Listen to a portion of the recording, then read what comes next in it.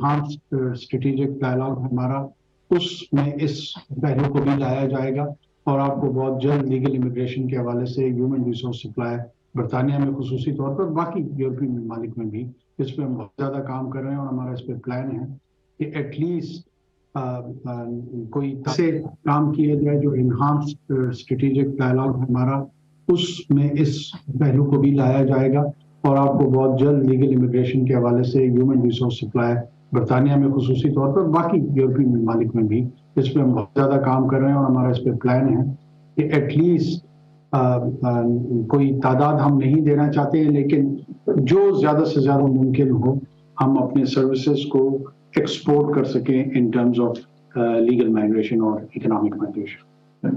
Prime صاحب، آپ سے پہلے شہباز شریف صاحب نے جب وہ اپنا ایڈمیشن تھے، انہوں نے کہا تھا کہ وہ ایسی ایکسیس انفارمیشن تک کہ انہوں نے کہا تھا کہ جو 9 مئی کو جو اٹیکس ہوئے تھے پاکستان ملٹری پہ، اس وقت وزیر اعظم نے کہا تھا کہ وہ جو کرنٹ ملٹری لیڈرشپ ہے اس کے اوپر وہ اٹیکس ہے۔ کیا آپ ان کی اس اسسمنٹ سے اگری کرتے ہیں کہ جو 9 May attacks were actually directed at Pakistan current military leadership? اور کسی اسٹیج پہ اگر آپ کامنٹ کر سکیں جو ہردیپ سنگھ نجر کا اسٹیٹ اسپانسر مرڈر ہوا ہے کینیڈین سوائل؟ دیکھیں جی، مجھے اس اسسمنٹ میں کافی حد تک حقیقت کا پہلو نظر آتا ہے کہ 9 مئی میں جو کچھ ہوا وہ ایک آرکسٹریٹڈ اٹیمپٹ تھا کہ کرنٹ ملٹری لیڈرشپ کو کیسے اس اتھارٹی کو انڈو یا کمپرومائز کیا جاتا۔ وہ شاید آنے والے دنوں میں ایک سبجوڈس میٹر ہو تو اس کی ڈیٹیلز میں نہیں جاؤں گا، لیکن اس گرینڈ ڈیزائن کے ساتھ میں ایگری کرتا ہوں کہ یہ اس قسم کا ڈیزائن تھا۔ جہاں تک یہ خالصتان کے جو ایکٹیوسٹ ہے ان کو جو بہیمانہ ان کا جو قتل ہے، یہ دراصل میں ہندوتوا کی جو بیماری ہے، جو ڈیزیز، یہ ڈیزیز اب ریجن سے نکلتی جا رہی ہے۔ پہلے انہوں نے عیسائی، مسلمان، سکھ، جین جو مائنورٹیز تھی ہندوستان کی ان کو اٹیک کیا، اور آئیڈیا ہندوتوا کا یہ ہے کہ جو مائنورٹیز ہیں ان کو پیریفرل رائٹ ٹو ایگزسٹنس موجود ہے، اور یہ ہندوستان کے اندر ایک مخصوص ایڈٹ شناخت کے ساتھ زندگی گزار سکتے ہیں، لیکن ایک کوالیفائڈ سٹیزن کے طور، فلی کوالیفائڈ سٹیزن کے طور پہ نہیں رہ سکتے۔ اور اس رویے کا فیشسٹ انداز میں اور شوونزم کے انداز میں انہوں نے مظاہرہ کیا، جس کے تحت ہزاروں، سینکڑوں مائنورٹیز کے جو لوگ تھے ان کی جانیں لی گئی ہیں۔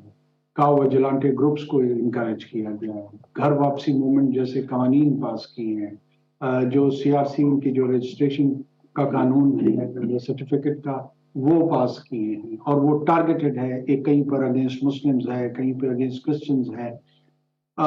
اسی کانٹیکس میں اب یہ ریجن سے اس کا سپل اوور بڑھ کے جو ہے نا وہ ویسٹرن ہیمسفیئر پہ آ رہا ہے، جہاں پہ نارتھ امریکہ، کینیڈا اور یورپ بھی میں سمجھتا ہوں آنے والے دنوں میں اس کو ایک ٹینجبل خطرہ ہوگا آر ایس ایس کے اس آؤٹ لک میں، جس انداز میں یہ لوگ سیاست کو لے رہے ہیں۔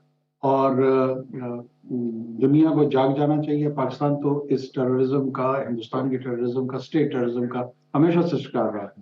میرا صوبہ خصوصی طور پہ، وہاں پہ سینکڑوں ہزاروں لوگ شہید ہو چکے ہیں، جس کو فائنانس کیا گیا ہے ہندوستان کے ٹیکس پیئر کے پیسے سے، اور ان کی ریاستی انوالومنٹ ہے وہاں پہ دہشت گردی پھیلانے میں۔ چونکہ ہمارے جو لوگ ہیں ان کا جان سے جانا شاید باقی دنیا کے لیے اتنا اہم نہیں ہے، اب یہاں پر جب ان کے سٹیزنز ٹارگٹ ہوں گے تو یہ بھی ہماری آواز میں آواز ملائیں گے، اور ان کو ملانا پڑے گا، دوسرا کوئی راہ نہیں ہے ان کے۔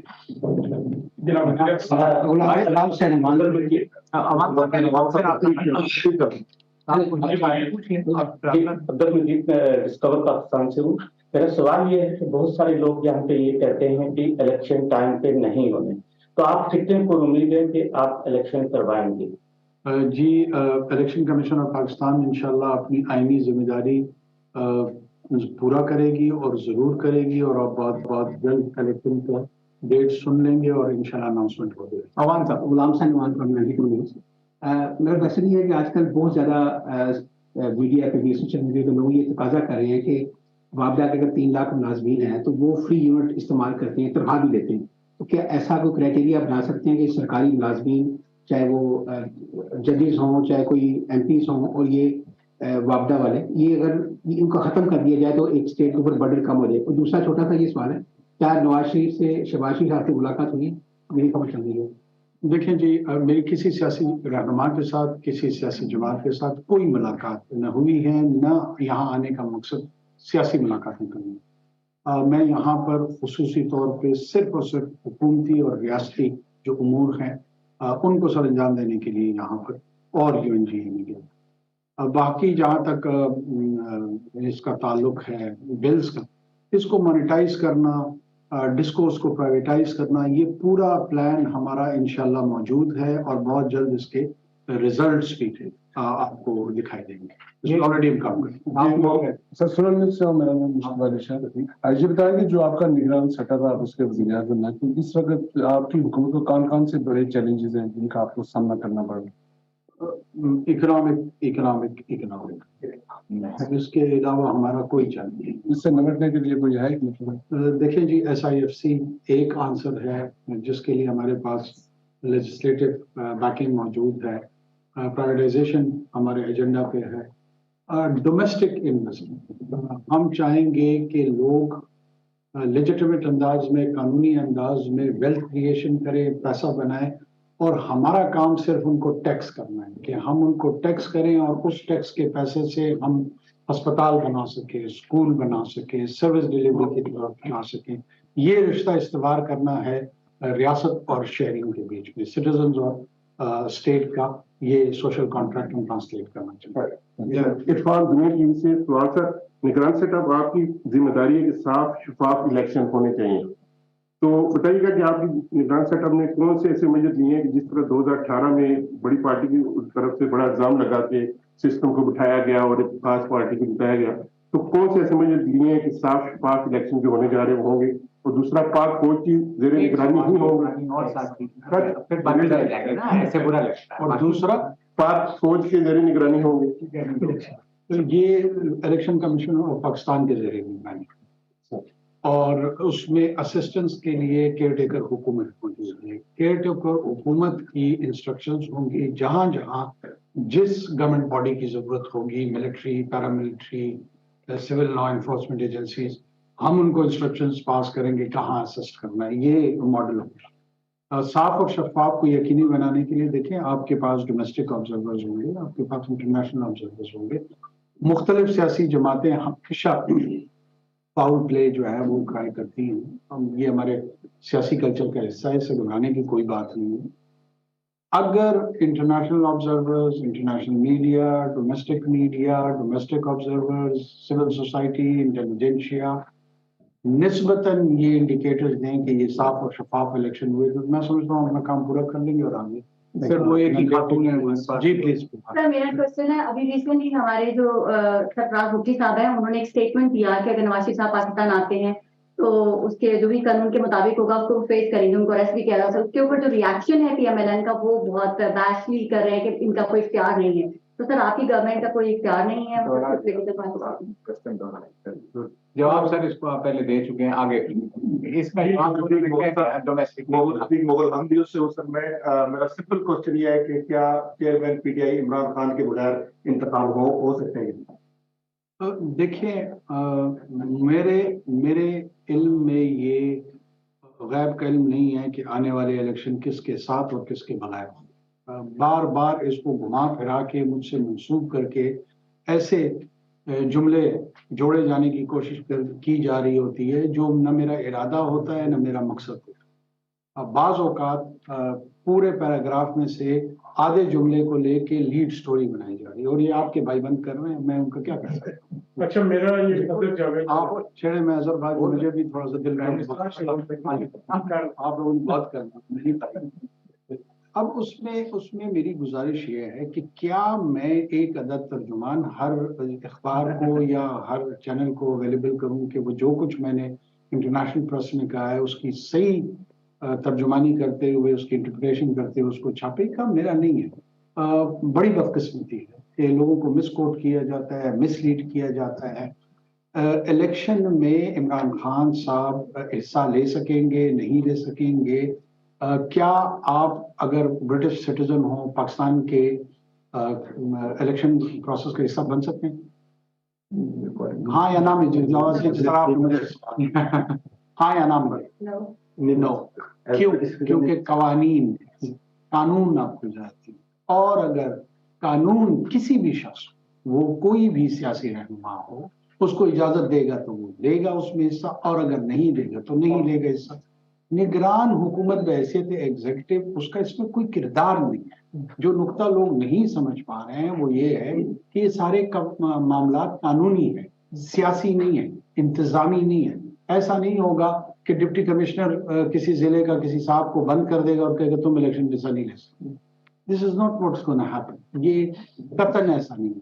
बाकी जहां तक कवानीन का, प्रोसीजर्स का, ड्यू प्रोसेस का ताल्लुक है, उसको न मैं तब्दील कर सकता हूं, और अगर करना भी चाहूं तो भी मेरे हाथ बंधे हुए हैं। लिहाजा मेरे ख्याल में इस सवाल के इस पहलू पर आप लोग हमेशा और जरूर गौर कीजिए। अच्छा जी, वो सेकंड लास्ट में अगर जावेद समझ लीजिए, सिंपल क्वेश्चन है, 9 मई के जो वाकयात थे, जो दहशतगर्दी हुई, जो पाकिस्तान फौज को निशाना बनाया गया, उसका एक मरकजी मुलजिम जो कि कनेक्टेड भी है, सजा याफ्ता भी है, वो इस वक्त अटक जेल में था, अभी उससे डेरा जेल लाया जा रहा है। कुछ रूमर है कि शायद उनसे डील या ढील हो रही है। एक तो प्राइमरी जरा उस पर क्योंकि कुछ मैयत हुए तो लोग शायद समझ रहे हैं कि डील हो रही है। एक इस पे जरा बता दीजिएगा क्या उनको माफ किया जाएगा?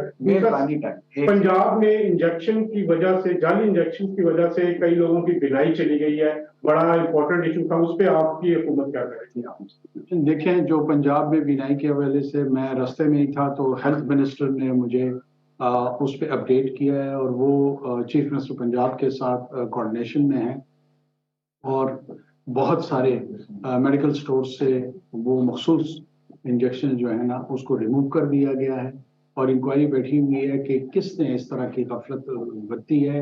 इसमें मेरे इल्म में ये आया है कि ये शायद किसी और मरज के लिए दवा थी, और साथ में डायबिटीज के लिए भी इस्तेमाल हो रही थी। ये ड्यूल रोल था इस मेडिसिन का।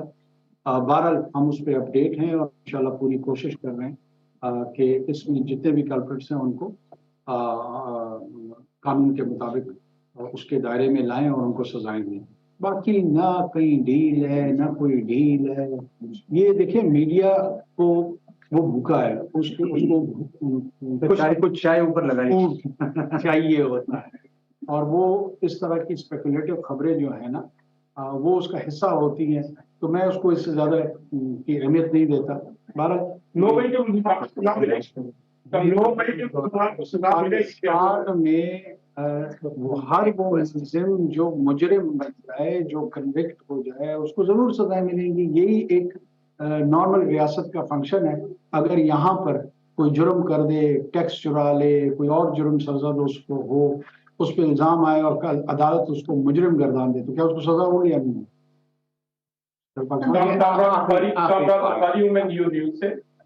आपने गुज़िश्ता रोज या कुछ इन्वेस्टर से मुलाकात की और आपने वतन अजीज में इन्वेस्टमेंट करने के लिए उनको दावत दी। पाकिस्तान में जो इस वक्त अफरा तफरी के हालात है, आपको यकीन है कि कुछ समझदार शख्स पाकिस्तान में इन्वेस्टमेंट के लिए तैयार होगा? जी, मुझे यकीन नहीं है, बल्कि इस यकीन का इजहार हो गया है कि बैरक गोल्ड जैसी समझदार कंपनी ने बिलियंस ऑफ डॉलर्स इसी अफरा तफरी के माहौल में पाकिस्तान में इन्वेस्ट कर दिए, करने नहीं जाने। और ये इस तरह की बड़ी economic intervention bye huge corporate sector ये इस बात की निशानदेही करता है कि ये अफरा तफरी की प्रोजेक्शन जो है वो आउट ऑफ प्रोपोर्शन की जा रही है। जो बिजनेसेस हैं वो पाकिस्तान को एक बहुत बड़ी मार्केट के तौर पर तस्वुर करते हैं, वो उसकी इकोनॉमिक सेंस को देख रहे हैं, वहाँ के बिजनेस सेंस को देख रहे हैं, और बहुत ज्यादा दिलचस्पी जाहिर की हुई है उन्होंने वहाँ इन्वेस्टमेंट्स में। इस बैरक के साथ साथ उनके जो काउंटर पार्ट्स, साथ में जो मजीद कंपनीज हैं वो भी आ रही हैं बहुत जल्द, बाय द मिड दिसंबर और एंड इंशाल्लाह मजीद खुशखबरियां इस सिलसिले में। सर ये सेकंड लास्ट का मिजाज साहब आपका सेकंड लास्ट बोला, आप मिजाज साहब आप पे बाइट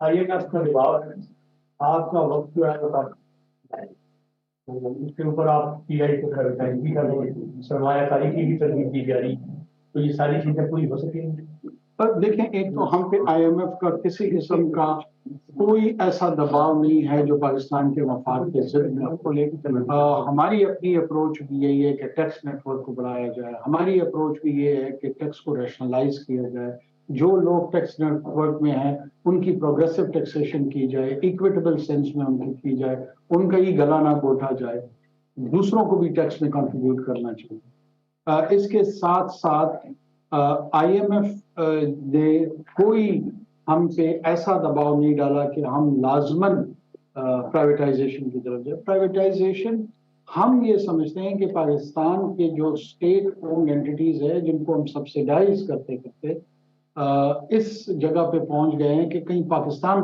خدا نخواستہ ڈیفالٹ نہ ہو جائے، تو خاکم بدہن اس سے بچنے کے لیے ہم سمجھتے ہیں کہ ان تمام اینٹیز کو اگر ہم پرائیویٹائز کریں گے، ایک تو اس کی لیکوڈیٹی ہمیں ملے گی، اس سے کچھ فائنانسز ہم جنریٹ کر لیں گے، اور دوسرا جو یہ سبسیڈائزڈ ہم کلیکشن آف ٹیکسز کے تحت ادھر پیسے جھونک رہے ہیں جس کا کوئی فائدہ نہیں ہوگا، اس سے بھی ہم بچ جائیں گے۔ تو ہمارا جو اکنامک ریوائول پلان ہے اس کا یہ حصہ ہے۔ امید ہم کر رہے ہیں کہ اگر پورا پروسیس نہیں ہو سکا، ایک دو ایسی اینٹیز ہیں جو شاید ہمارے دور میں ان کی پرائیویٹائزیشن انشاءاللہ ہو جائے۔ میرا بالکل سوال وہی ہے جو حضرت جوید صاحب کا تھا۔ انفارچونیٹ واقعہ جو 9 مئی کا ہوا اور اس میں اکیوز کیا گیا عمران خان کو، although he denied his involvement، لیکن اگر وہ عدالتوں سے ان کو سزا ہو جاتی ہے تو آپ کیا پرسائزلی آپ بتائیے کہ ان کو سزا ملنی چاہیے being a prime minister of Pakistan? دیکھیں، میں سمجھتا ہوں کہ اگر وہ واقعات میں میرا ہاتھ ہو اور میرے اوپر عدالتیں ثابت کیے نہیں تو انوار اللہ کاکڑ کو بھی سزا ہونی چاہیے۔ تو اگر مجھے اپنی سزا کا میں حمایت یافتہ ہوں تو کسی اور صاحب کے لیے کیوں نہیں ہوں؟ اب وہ کوئی بھی، اور یہ عمل میں اس کو وضاحت کر دوں، چاہے وہ پی ٹی آئی کی لیڈرشپ ہو، MNN کی لیڈرشپ ہو، جمعیت کی لیڈرشپ ہو، ایک ہمارا اسٹیٹ اور سوشل آرڈر ہے۔ آپ اپنے اسٹیٹ اور سوشل آرڈر پہ حملہ آور نہیں ہوتے ہیں، ایک سرٹن ڈگری آف آرڈر آپ کو رکھنا پڑتا۔ اگر آپ کیوس کی طرف، انارکی کی طرف چیزوں کا لے کے جائیں گے تو نہ آپ کے یہ معاشرہ رہے گا، نہ آپ کی یہ جمہوریت رہے گی، نہ آپ کی کوئی سو کالڈ الیگارکی رہے، کسی قسم کا نظام حکومت آپ نہیں رہے گا، بلکہ انتشار کا شکار ہوں گے۔ انتشار کسی بھی نارمل سوسائٹی یا ریاست کے لیے جو ہے نا ریکوائرڈ گول نہیں ہے، یا رزلٹ کے طور پہ وہ اس کو نہیں دیتا۔ تو کیوں ایسا ایکسکلوسیو رائٹ کسی ایک سیاسی جماعت کو دے دے کہ وہ اتنے لینینسی کے ساتھ ان کو دیکھا جائے کہ اگر وہ اس سطح پہ بھی جاتے ہیں تو ان کو کچھ نہیں کہا جائے گا؟ ایسا نہیں ہوگا۔ جو قوانین ہیں وہ انفورس ہوں گے اور ان لیٹر اینڈ اسپرٹ ہوں گے۔ اس کی زد میں جو آئے گا وہ اپنے اعمال کی وجہ سے آئے گا۔ یہ میں انشور کر دوں کہ یہ نہیں ہو سکتا کہ اس کو بنیاد بنا کے ناجائز طور پہ کسی کے ساتھ زیادتی کی جائے اور فالس چارجز بنائے جائیں اور جھوٹے کیس لوگوں پہ تھوپے جائیں۔ اس سے ہم پوری کوشش کریں گے کہ ایسا کسی کے ساتھ نہ۔ باقی اگر کسی نے کوئی ایکشن ایسا کیا ہے تو وہ اس کو بھگتنا۔ انوار